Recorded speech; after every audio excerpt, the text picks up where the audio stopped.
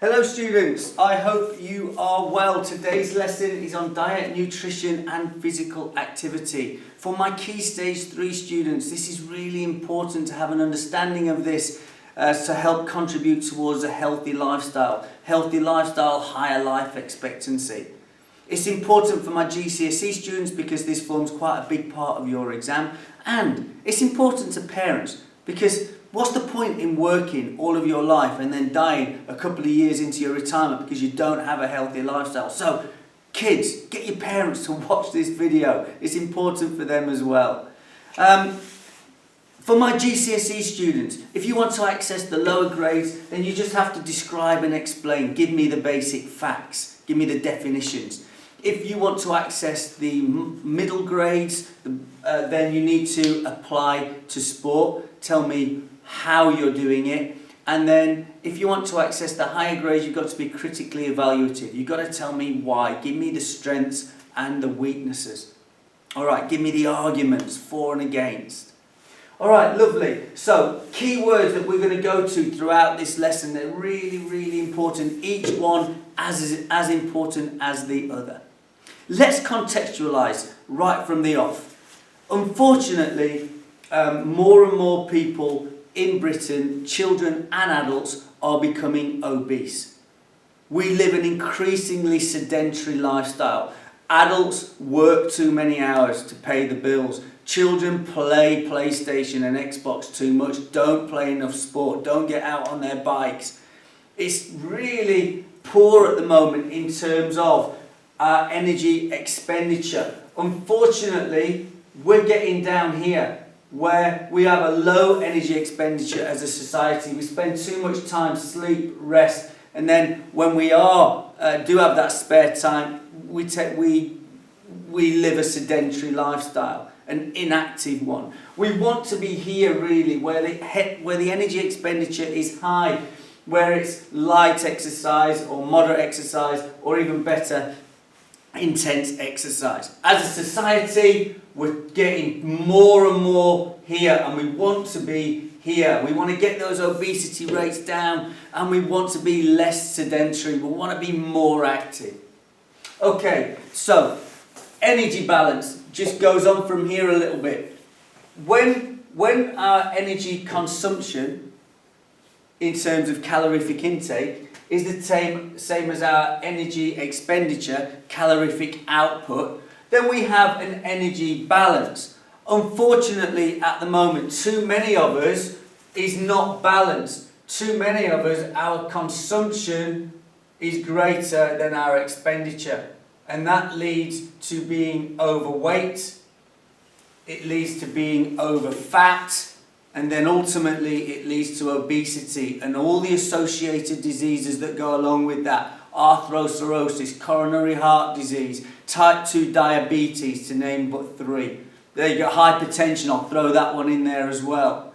So we want to get that balance right. We want to get that energy balance. How do we get that energy balance? Well, there's two main things that we have to get right to lead a healthy lifestyle. And that is exercise and diet. Let's go to exercise first. When we exercise, we have to consider the intensity and the duration. We want to train at the appropriate intensity. Now, if you want to lose weight, if you want to maintain those weight levels and have a good energy balance, then I strongly suggest that 3 times a week for 30 minutes per session, you train in an aerobic training zone. That aerobic training zone is individual to you. How do we work it out? Well, the first thing we need to do is work out our maximum heart rate. And that is 220 minus your age. So if I'm 40 years old, which I'm not, it would be 220 minus 40. So my maximum heart rate would be 180. Now, it's important then that you work between 60% to 80% of that maximum heart rate. And if you can work in that aerobic training zone, then you're going to burn fats at the lower end and carbohydrates at the higher end. A combination of the two though. So fat burn is lovely. 60 to 70%, 75% is fat burn. You want to lose those fats? Train for 30 minutes, exercise for 30 minutes in that zone, 60 to 80% of your heart rate. How long for? The duration, well, 30 minutes is a good rule of thumb. You can train in this zone here, 80 to 100%, that high intensity anaerobic zone. You'll have breaks between anaerobic bursts, but it's equally good for you working in that zone. Alright, so we've got exercise nailed. We've done lots of lessons on intensity and duration of exercise and the different types of exercise. What we haven't talked about as much is diet, controlling your diet. Okay, so when we talk about diet, we need to talk about the type, the proportion, and the quantity of food that we eat. Let's go first of all to the types of food. Now, in our exam board at the moment, they mention 6 nutrients. I like to add a 7th, but you don't need to put it in your exam. The 7th being fibre. Fibre is a really important nutrient because it helps your digestive system. Let's go to the 3 macronutrients, the 3 types of food that the exam board will term macronutrients. They are proteins, carbohydrates, and fats. Proteins. Proteins, what do? They help us build and repair cells. And they're really important. Where do we find them? We find them in dairy products, so milk, eggs, cream. We find them in meat and fish products as well. Now, I've put some percentages here in green. And I've put it in green because this is where you can critically evaluate in your extended exam questions. Because these percentages are for kind of the average person. But they will change dependent upon how much exercise you do. Whether you're a training individual or not. Whether you play a high level of sport, not even high, but actually spend the time training. They will change, and we'll go through that now. So for the average person, their diet needs to be 15 to 20% of their diet needs to be protein. But if you're a 100 metre sprinter or you're a power lifter, if you're an anaerobic athlete, your event is over quite quickly with maximum intensity, then you need hypertrophic muscles. You need big muscles. To build and repair those cells, you need a lot of protein in your diet. So if I'm a 100 metre sprinter, I'm not going to be consuming 15% protein. That protein percentage is going to go up because it's needed.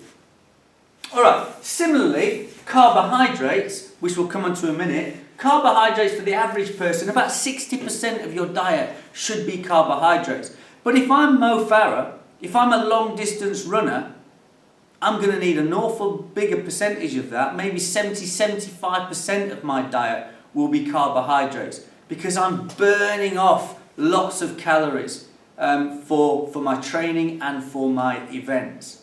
So carbohydrates, what are carbohydrates? Well, we've got 2 types. We've got simple sugars and we've got complex carbohydrates. So simple carbohydrates, sugars, complex carbohydrates known as starches. The simple carbs, the sugars, will give us quick release energy, and the complex carbs, the starches, will give us slow release energy.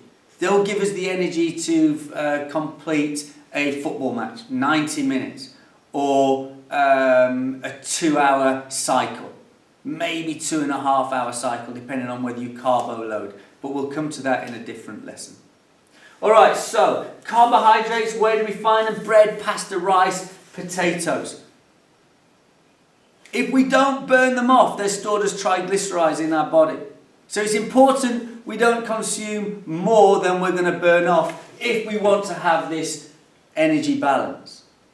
Okay, so we've got proteins, number 1 macronutrient. We've got carbohydrates, number 2 macronutrient. And the 3rd macronutrient is fats. Now, fats are not a bad word. They're not a naughty word. We do need to consume fats. Fats give us slow release energy. Right now, talking to you, I'm probably burning off fats. I'm saving my carbohydrates because I'm going to go and play tennis later. And my body is used to me exercising. So at times of low intensity, I'm going to use fats. I'm going to utilize fats for energy to stand here talking to you. Some fats are great fats. They're the fats I want. They're called high density lipoproteins. They're good fats. They're unsaturated fats.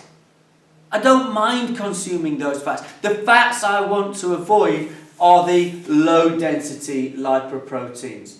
They're the bad fats, the fats that you find in chocolate and McDonald's and Burger Kings. I'm going to limit those fats. But these fats, the high density lipoproteins, type of fats that you find in sunflower oil, for example, are good fats. If I'm a trained athlete, am I going to consume 25 to 30% of my diet in fats? No, I'm not. Because I'm likely to be training up here at this area here. That's not the fat burn, that's the carbohydrates are going to be the food fuel up here. So I need to consume more carbohydrates, less fats. I don't want those fats. I don't need them for energy. I can't break them down. And they weigh. I don't want to waste my energy carrying my body weight. I want my energy to move me forward or upwards. Okay, so we've talked about the 3 macronutrients. We've talked about fibre. There's another one out there on its own that's neither a macronutrient or a micronutrient, and that is water. Water is sorry, I popped it down here. Water is obviously really important to keep us hydrated. If we're not hydrated, then we start to feel dizzy, faint, nauseous. At the extreme end, we lose consciousness, coma, death. So obviously water is important for all of our body function. Let's come on to my 2 micronutrients, and they are minerals and vitamins. So let's go to vitamins first. We've got all different sorts of vitamins. Vitamin A, for example, helps your eyesight. Vitamin B helps you to release energy from carbohydrates. Vitamin C is great for our immune system. Vitamin D, healthy bones and skin. They're great for our general health. We need a certain amount of vitamins in our body, and fruit and veg, massive vitamin givers. The other one, minerals. Again, minerals all have a bespoke function. So calcium is a mineral that we obviously need for healthy bones. I've put iron here. Iron helps oxygen transfer in hemoglobin. Sodium helps neural messages all over the body. It helps your nervous system. Okay, so minerals, important. They all have a bespoke function, the same as vitamins. Massively important that we consume them as part of a balanced diet. Alright, so the second part that we need to talk about in diet is the proportion. And I've alluded to that already. The proportion of carbohydrates, fats, minerals, all the nutrients, the proportion you consume, the ratio, will be determined by your lifestyle. If you train regularly, high intensity, your proportion of carbohydrates is going to go up. The proportion of fats you want is going to go down. The type of activity you do, weightlifting, boxing, the proportion of proteins is going to go up. You need to repair and build cells more often. It's more important to you. You'll consume more water the more activity you do, because the water will help you to thermoregulate for sweating or evaporation. Okay, so again, it's a really good thing to talk about in your exam, because it's that critical evaluation if you're one of my GCSE students looking at this video right now. Diet, we need to talk about the quantity of food that you eat. And again, it's proportional to the amount of exercise you do and the amount of calories you burn. The more calories you burn through exercise, the greater the quantity of food that you will need to consume. If you really are training for a marathon, if you're a triathlete, a biathlete, you play lots of tennis or football, then you may need to even carbo load, where you consume lots of carbohydrates, because you know that you're going to you're going to burn them off during your training and during your matches. The best way to do that is called super compensation. So it's a 24-hour process. So at the end of a training session, the last 3 minutes you try and make as hard as possible, and it opens up a 20-minute carbo window. And in that 20 minutes, consume as much carbohydrates as you can, and then 24 hours later, those carbohydrates will be ready for you for your next training session. Super compensation is a type of carbo loading. Alright, so these key words, I think we've gone through all of them in this lesson. They're all equally important.